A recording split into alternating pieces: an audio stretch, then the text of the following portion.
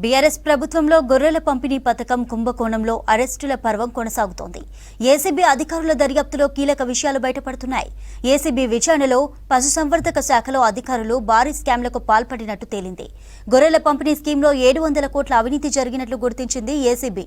నిందితులు ఇచ్చిన సమాచారంతో మరికొంతమందిని అరెస్టు చేసే ఛాన్స్ ఉంది.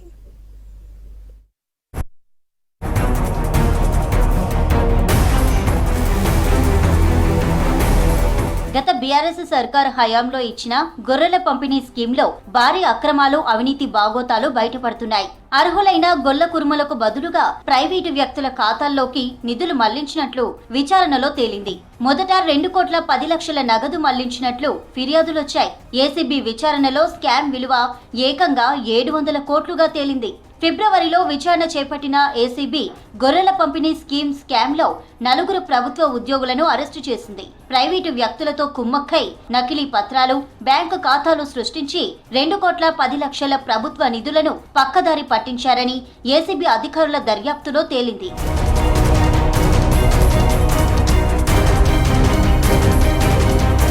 అరెస్టైన వారిలో Kamareddy veterinary hospital assistant director Ravi, Medchal పశుసంవర్ధక శాఖ అసిస్టెంట్ డైరెక్టర్ ఆదిత్య, రంగారెడ్డి జిల్లా భూగర్భ జల అధికారి రఘుపతి రెడ్డి, వయోజన విద్యా డిప్యూటీ డైరెక్టర్ గణేష్ ఉన్నారు. దీంతో వీరిని విచారించడంతో స్కామ్ లో మరిన్ని విషయాలు బయటకొచ్చాయి. స్కామ్ లో ఇప్పటి వరకు 10 మందిని నిందితులుగా గుర్తించగా 6గురిని అరెస్టు చేశారు. బ్రోకర్లు ప్రైవేటు వ్యక్తుల నుంచి గొర్రెలు కొనాలని రాష్ట్ర వ్యాప్తంగా పశుసంవర్ధక శాఖ ఆఫీసర్లను రామచందర్, కళ్యాణ్ ఆదేశించినట్లు తేలింది.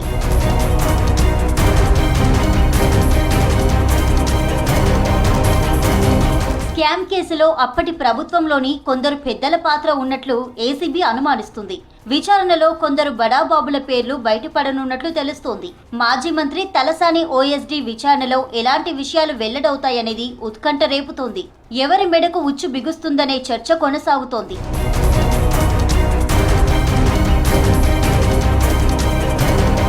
గత ప్రభుత్వ హయాంలో గొర్రెల పంపిణీ పథకాన్ని అడ్డం పెట్టుకుని 100 కోట్ల రూపాయలు పక్కదారి పట్టించారు అధికారులు. స్కామ్ మొత్తం 700 కోట్ల రూపాయలను రైతులకు బదులు ప్రైవేటు వ్యక్తుల ఖాతాల్లోకి మళ్లించారని గుర్తించింది ఏసీబీ. స్కామ్ లో మొహినుద్దీన్, సయ్యద్ ఇక్రముద్దీన్లు విదేశాలకు పారిపోయారు. వీళ్లపై లుకౌట్ నోటీసులు జారీ అయ్యాయి. 100 కోట్ల రూపాయలు బ్రోకర్స్ అధికారులే మింగేశారని అనుమానిస్తోంది ఏసీబీ. స్కామ్ లో కింది స్థాయి నుంచి పై స్థాయి అధికారుల పాత్రపై పూర్తి స్థాయిలో విచారణ చేస్తోంది. గొర్రెల స్కామ్ లో ఇప్పటి వరకు 10 మందిని అదుపులోకి తీసుకున్నారు ఏసీబీ అధికారులు. త్వరలోనే మరికొన్ని అరెస్టులు కూడా ఉంటాయని తెలుస్తోంది.